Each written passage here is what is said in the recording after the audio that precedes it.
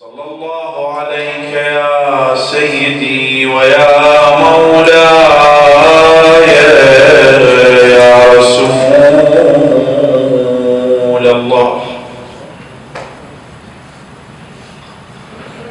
صلى الله عليك يا سيدي ويا مولاي يا أبا عبد الله. صلى الله عليكم سادتي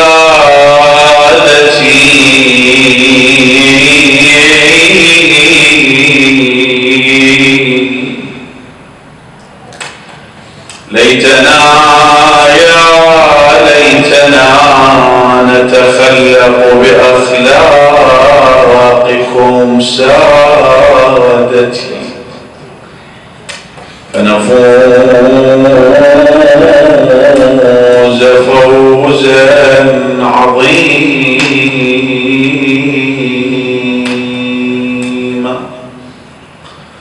لتعجيل فرج إمام زماننا صاحب العصر والزمان، شفاء المرضى، قضاء الحوائج، كشف الغم عن هذه الأمة، ارفعوا أصواتكم بالصلاة على محمد وآل محمد.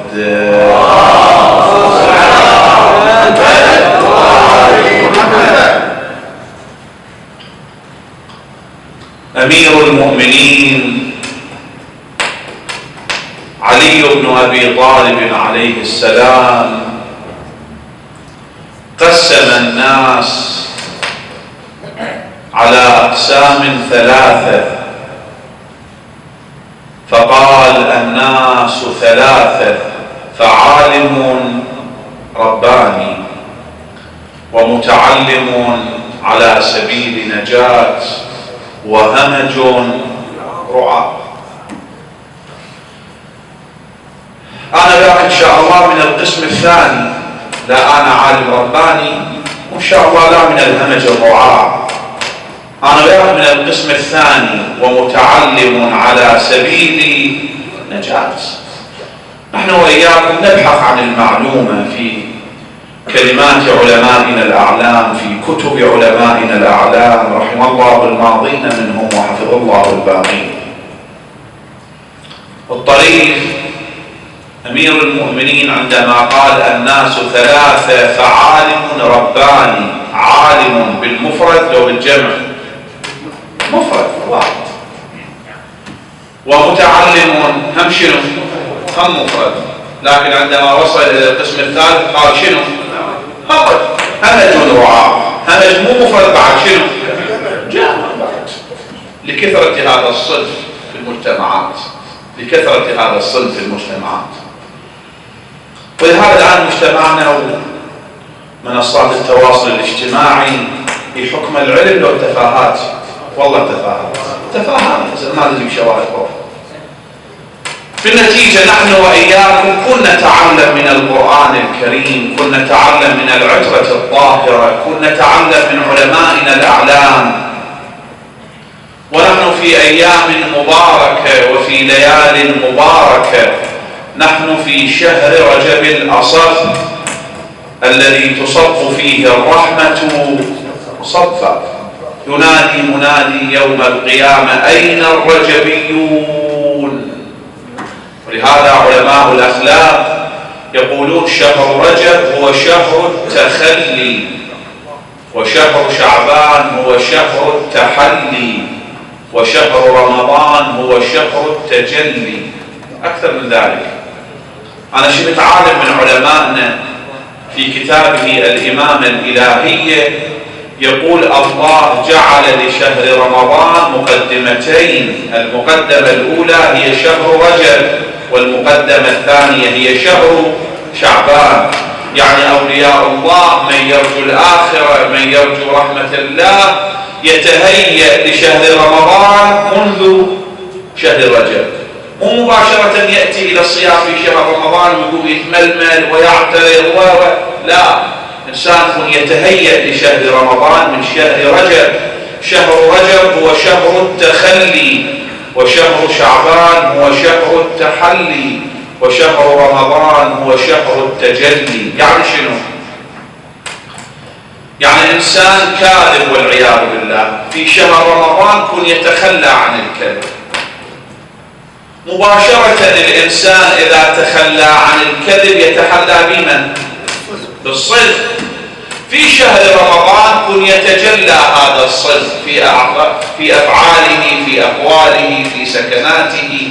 ولهذا نحن في أيام مباركة، نحن في هذا اليوم يوم ولادة الإمام الباقر عليه السلام، وهذه الليلة ليلة ولادة الإمام الهادي عليه السلام. الله شنو الليلة؟ هاي الليلة، هذا اليوم هو يوم ولادة الباقر، وهذه الليلة ليلة ولادة الهادي، والليلة القادمة ليلة شهادة الهادي، ونحن في شهر رجب أصب. نحن وإياكم في هذه الليلة نقف على أعتاب باب إمامنا الهادي عليه السلام، ونطلب منه أن يرفع يديه الطاهرتين بالدعاء لنا عند الله بحسن العاقبة، بالتزود لذلك اليوم الذي لا ينفع فيه مال ولا بنون إلا من أتى الله بقلب سليم. ومجلسنا هذا نافع لنا في الدنيا والآخرة. هسه شلون؟ أنا أقرأ لكم رواية عجيبة. هذه الرواية يقولها الشيخ القرشي رحمه الله. ألفت انتباهكم لهذه الرواية ببركة الصلاة على محمد وآل محمد.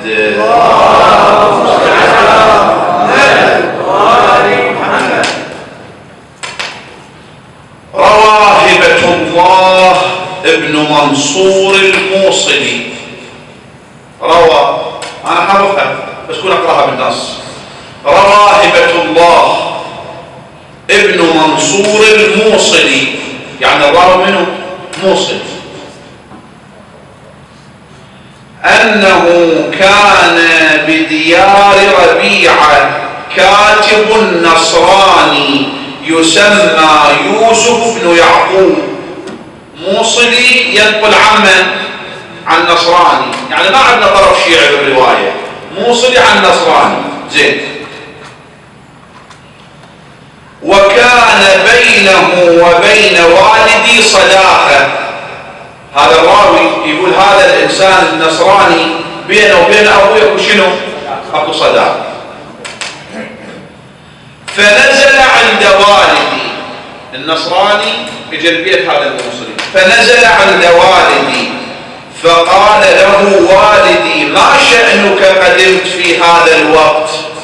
جابك مثل هذا الوقت، ايش عندك؟ فقال النصراني دعيت إلى حضرة المتوكل دز علي، دعيت إلى حضرة المتوكل ولا أدري ما يراد مني. أنا خايف، المتوكل ايش عنده داز علي؟ أنا خايف من المتوكل. لكن هذا النصراني يسولف كلمة للموصلي، دعيت إلى حضرة المتوكل ولا أدري ما يراد مني إلا أني اشتريت نفسي من الله ب100 درهم. المتوكل دز علي وأنا شنو؟ خايف. أنا اشتريت نفسي من رب العالمين، مش كثر، ب100 دينار. وقد حملتها لعلي بن محمد بن الرضا. هاي 100 دينار جايبها ولا يعطيها لمن؟ للإمام هادي عليه السلام. تبالكم هذا الحكي الله يرضى عليكم، هذا حكي نصراني، يعني التعبير ده شلون نذر هاي 100 كنا اوصلها للامام. انا خايف اشتريت نفسي من الله ب100 درهم. اقول عجيبه هاي الروايه، عجيبه هاي الروايه. خلينا نعرف انا ذاك وين قاعدين، شنو هاي الليله؟ دعيت الى حضره المتوكل ولا أدري ما يراد مني إلا أني اشتريت نفسي من الله ب100 دينار وقد حملتها لعلي بن محمد بن الرضا عليهم السلام، فقال له والدي، الموصلي قال للنصراني، فقال له والدي قد وفقت في هذا. خوش شوية سويت، قد وفقت في شنو؟ في هذا. زين. وخرج النصراني إلى حضرة المتوكل وجاء إلينا بعد أيام. هذا النصراني كان يمنه، راح للمتوكل وإجانا كم يوم وشنو؟ وإجانا. فرحا مستبشرا، فقال له والدي حدثني حديثك. رحت خايف، رجعت ضاحك، ايش صار؟ سامرة، شفت المتوكل ما شفته؟ حدثني حديثك. فقال له النصراني سولف للموصل، قبل اسمع هذه الحكايات تفتولي. قال صرت إلى سر مرة فنزلت في دار وقلت أحب أن أوصل 100 دينار إلى علي الهادي قبل مصيري إلى باب المتوكل. وصلت سامرة، قعدت البيت، قلت تكون أود 100 دينار للإمام الهادي وبعدين أروح للمتوكل. وقبل أن يعرف أحد قدومي قال فعرفت أن المتوكل قد منع الإمام من الركوب وإنه ملازم لداره. قالوا للمتوكل مانع الإمام الهادي أن يطلع والإمام جليس بالدار. فقلت كيف أصنع؟ هذا النصراني يسولف. فقلت كيف أصنع؟ رجل نصراني يسأل عن دار ابن الرضا، لا آمن أن يبدر بي فيكون ذلك زيادة مما أحاذره. خاف يسمع في المتوكل، هو داز علي وأنا خايف منه، ومن نايم لي أنا أسأل عن الإمام الهادي، ايش راح يصير لي؟ تفتولي. ففكرت ساعة في ذلك فوقع في قلبي، هذا النصراني يسولف، فوقع في قلبي أجل الله الجالسين والسامعين أن أركب حماري. هذا النصراني يسولف يقول فكرت أنا ونفسي، ففكرت في قلبي أن أركب حماري وأخرج في البلد ولا أمنعه من حيث يذهب. أخلي الحمار شنو؟ بكيفه، لا أقول له يمنى، لا أقول له شنو؟ يسرى، كيفه. هينقلها بعد الشريف القرشي رحمه الله. ففكرت فوقع في قلبي أن أركب حماري وأخرج في البلد ولا أمنعه من حيث يذهب لعلي أقف على معرفة دار ابن الرضا. زين. فجعلت الدنانير في كمي وركبت الحمار، فكان الحمار يمشي في الشوارع والأسواق يمر حيث يشاء إلى أن صرت إلى باب دار فوقف الحمار، فاجتهدت في أن يزول فلم يزل. ردت أحرك الحمار شنو؟ ما تحرك. أنا أسأل النبي لما أراد يبني مسجد، من اللي اختار مكان المسجد؟ ناقة. ارجعوا إلى كتب التاريخ، جلها يقول لما وصل الحسين إلى كربلاء توقف به جواده. كل ما أبو السجاد راد من الجواد يتحرك ما تحرك، بدل بجواد ثاني وثالث ورابع وعاشر ما تحرك الجواد. فقال أبو السجاد ها هنا محط رحالنا، ها هنا تقتل رجالنا، ها هنا تسبى. فهاي الحكاية لما تسمعها اسمعها بعقيدة اسمعها. زين. فجعلت الدنانير في كمي وركبت الحمار، فكان يمشي في الشوارع والأسواق يمر حيث يشاء إلى أن صرت إلى باب دار فوقف الحمار، فاجتهدت أن يزول فلم يزل. فقلت للغلام خادم الولاية، فقلت للغلام سل لمن هذه الدار؟ فقيل هذه دار الإمام علي ابن محمد ابن رضا عليه السلام. فقلت الله أكبر، دلالة والله مقنعة. هاي الدلالة شنو؟ مقنعة. زين. قال وإذا خادم أسود قد خرج من دار الإمام، طلع غلام أسود من دار الإمام، فقال أنت يوسف بن يعقوب. ايش مدري هذا الخادم؟ رجال نصراني مو من سامرة. فقال أنت يوسف بن يعقوب؟ قلت نعم. قال انزل.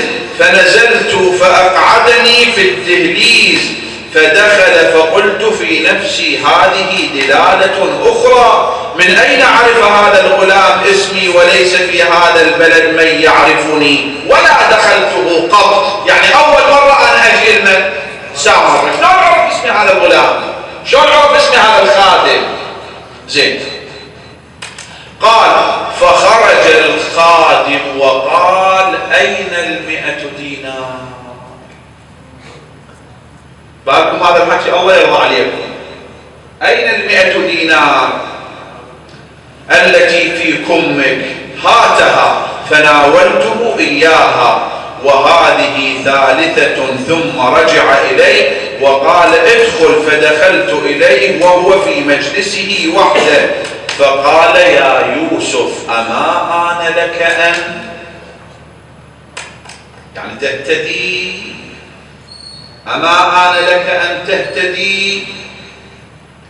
فقلت يا مولاي قد بان لي من البرهان ما فيه كفاية لمن اكتفى.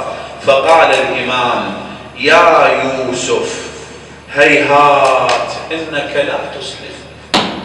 هيهات إنك شنو؟ لا تسلم، ولكن سيسلم ولدك فلان وهو من شيعتنا. أنت لن تسلم، لكن ابنك راح يصير شنو؟ شيعي. دفتولي يا يوسف هيهات إنك لا تسلم، ولكن سيسلم ولدك فلان وهو من شيعتنا. أنا هذا الحل الشاهد.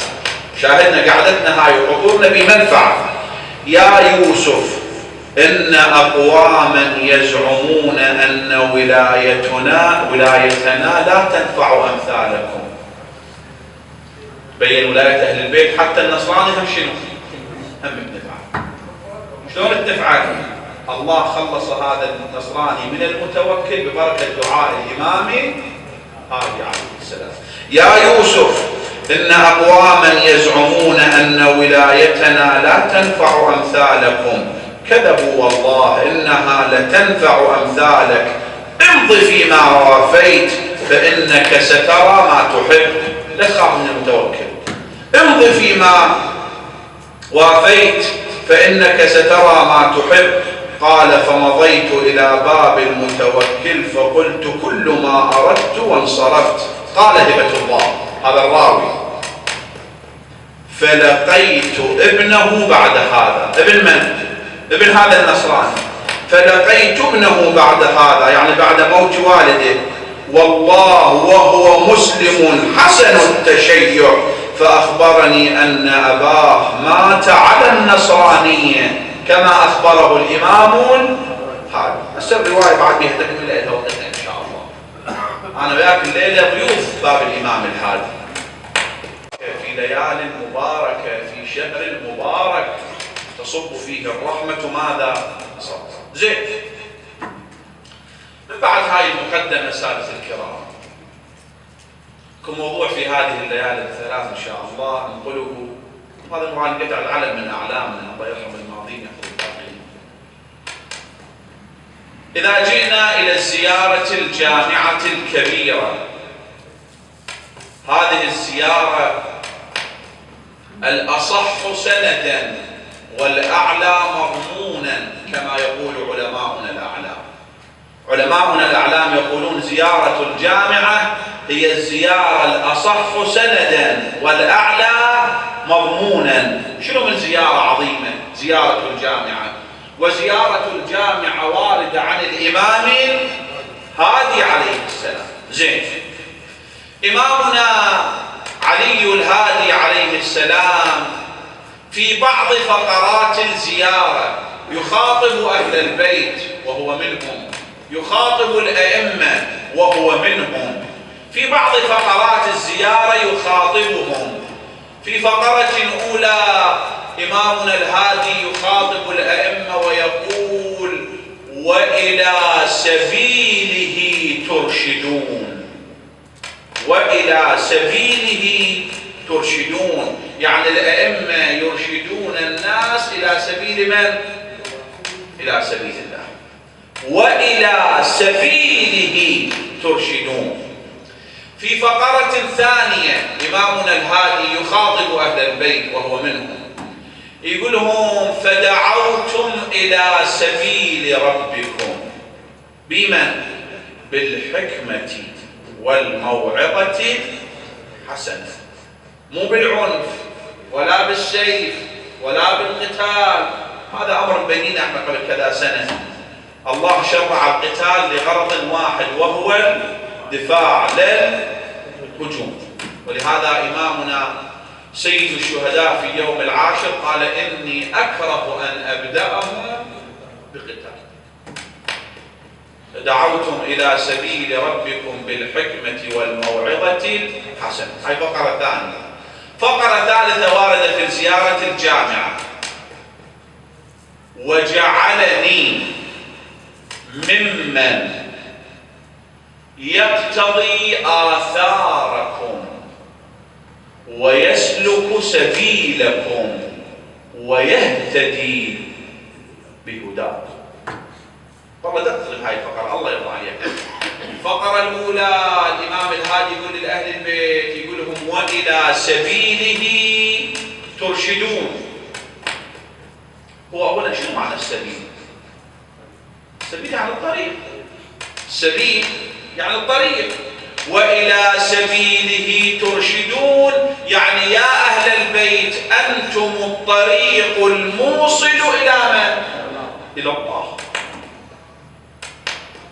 وإلى سبيله ترشدون. في فقرة أخرى: ودعوتم إلى سبيل ربكم بالحكمة والموعظة الحسنة. في الفقرة الثالثة: جعلني الله ممن يقتضي آثاركم ويسلك سبيلكم.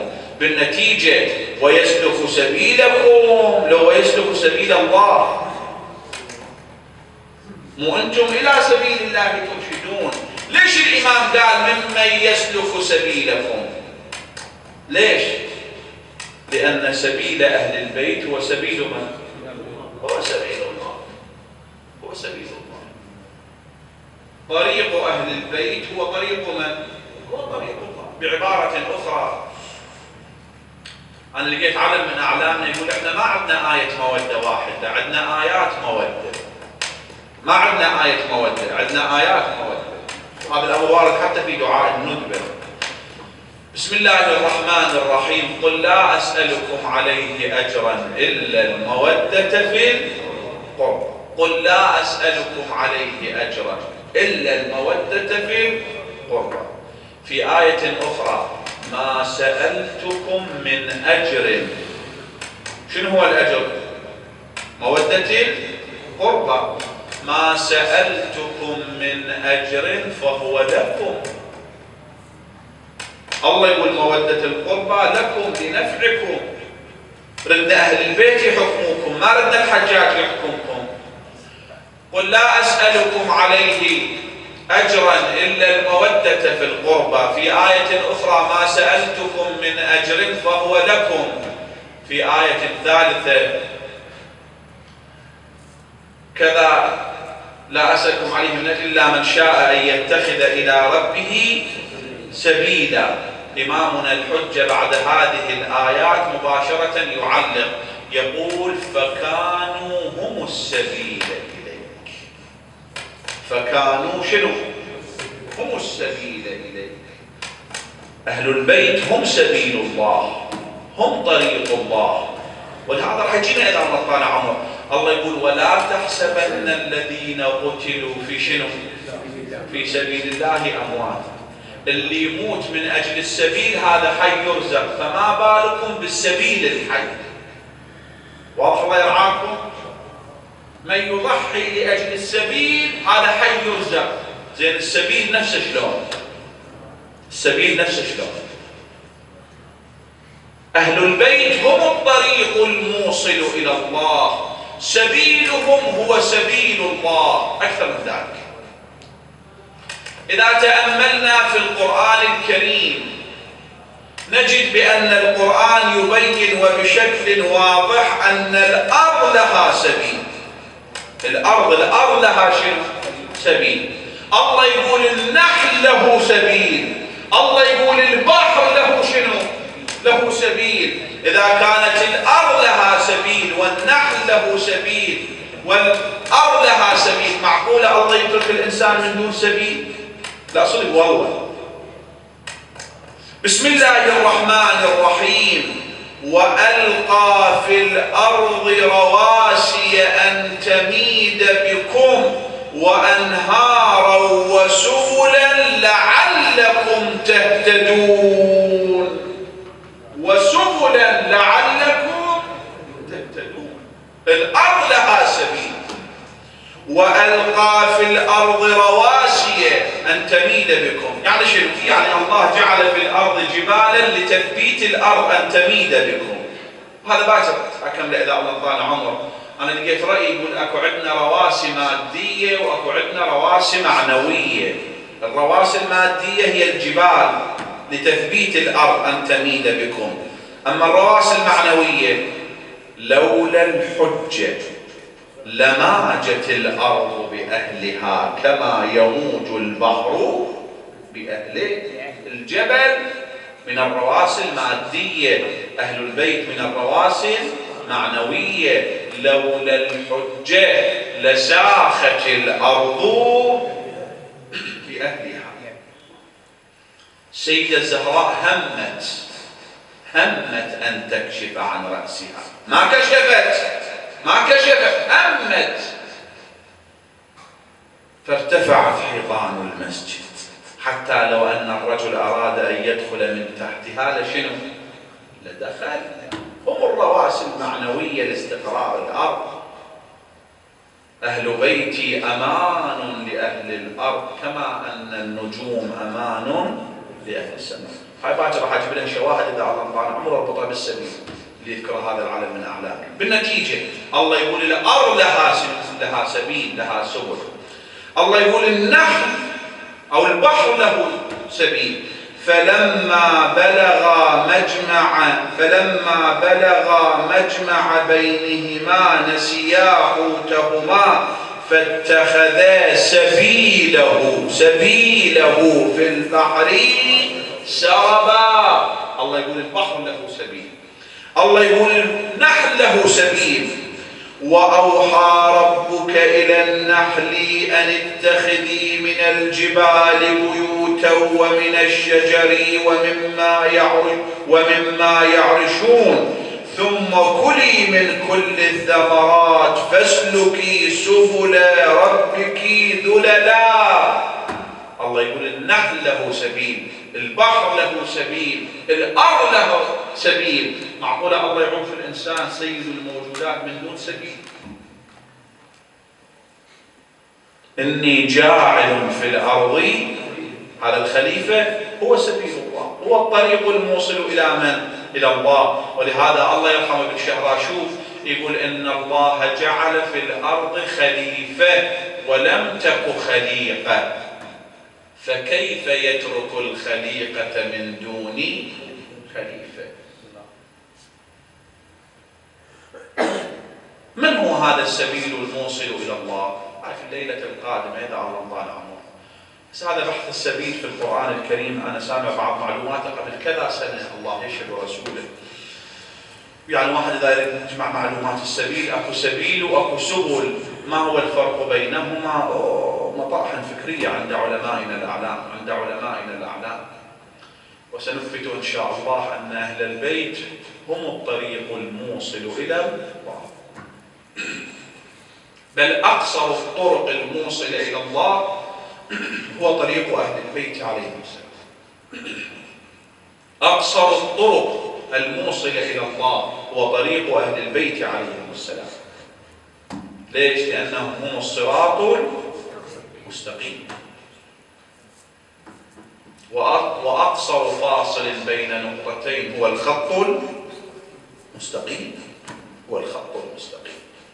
الله يرزقنا وإياكم معرفة أهل البيت وخدمة أهل البيت وزيارة أهل البيت وشفاعة أهل البيت. قولوا آمين. آمين. والله يرزقنا وإياكم التزود في هذا الشهر والتهيؤ لشهر رمضان منذ هذا الشهر. قولوا آمين. آمين.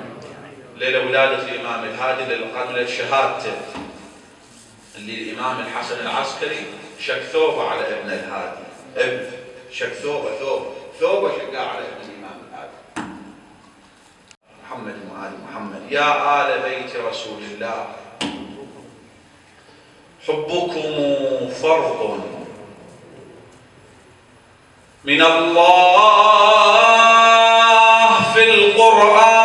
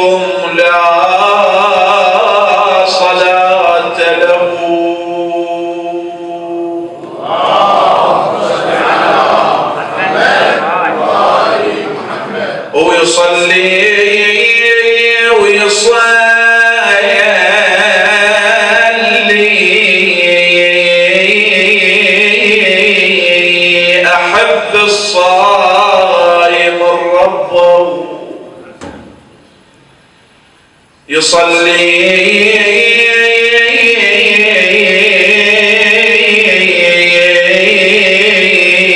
وأريد الدوم أوصله يصلي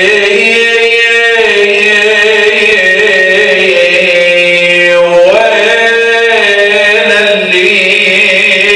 اللي رفع صوته يصلي